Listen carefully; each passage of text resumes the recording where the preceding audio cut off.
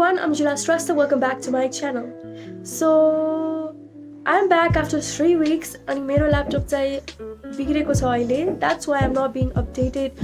Editing garna paireko chaina video haru pani. So that's why in this video yo chai मैले मेरो phone बाट film गरिरहेको छु अनि मेरो phone बाट नै म edit गर्छु and let's see how it turns out. And I'm also not using any microphone to talk, so sound पनि राम्रो आइरहेको छ होला I guess.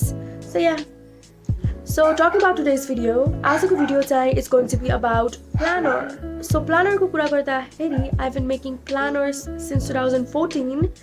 बच्चादेखि नै लेख्थेँ but planner हो भनेर थाहा छैन, but 2014 देखि चाहिँ I have noticed कि planner भनेर पनि हुन्छ भनेर. So I used to make planner myself पहिला चाहिँ.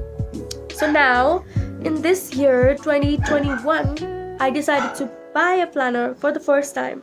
So this is the first time I'm buying a planner. पहिला चाहिँ म आफै नै बनाउँथे प्लानरहरू अनि नर्मल डायरीमा त्यसलाई कसरी स्केच आउट गरेर या कसरी प्लानरहरू बनाउँथे. But from this year मैले चाहिँ प्लानर किनेर त्यसलाई कसरी युटिलाइज गर्ने, मैले कसरी युज गर्छु भनेर चाहिँ यो भिडियोमा देखाउन लाग्यो. So most of people ask me हातले ट्राई गर्छ भनेर कस्तो गाह्रो. So most of the people ask me about मैले चाहिँ कसरी आफ्नो डेज प्लान गर्छु, कसरी आफ्नो बिजी शेड्युल्सहरू प्लान गरेर मिलाएर आफ्नो वर्क अन टाइम सकाउँछु भनेर चाहिँ कतिले क्वेरीज गरिरहेको हुन्छ. Not all, but few people have asked me about this. So त्यसको बारेमा चाहिँ म यहाँ लेख्छु. And also I'm going to share a DIY planner technique, hangers that I really love and I've been doing from 2014 and still अहिलेसम्म नै गर्छु त्यो technique.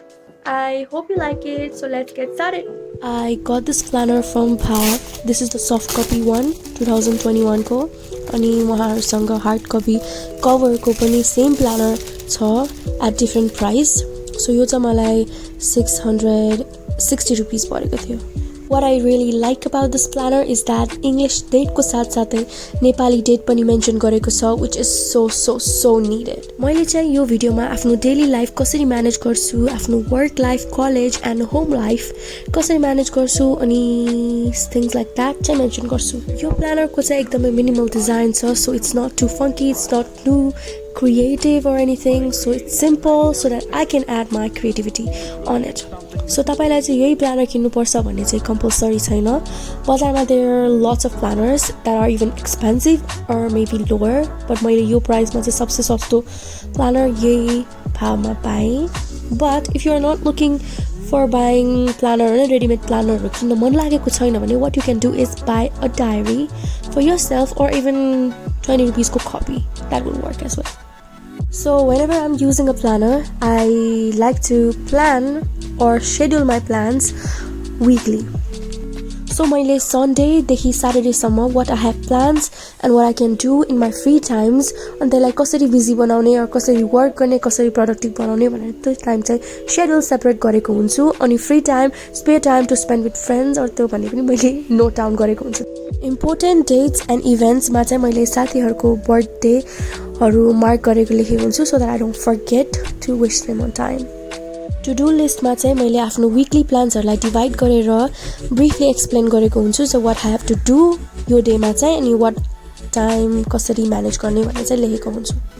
Notes and ideas मा चाहिँ मैले मेरो video editing ideas हरु लेख्छु for YouTube and साथसाथै मलाई कामको लागि कुनै ideas आएको छ भने I note it down and briefly explain it and पछि गएर free time मा चाहिँ I'd like to go through it and really experiment with what I can do with my ideas.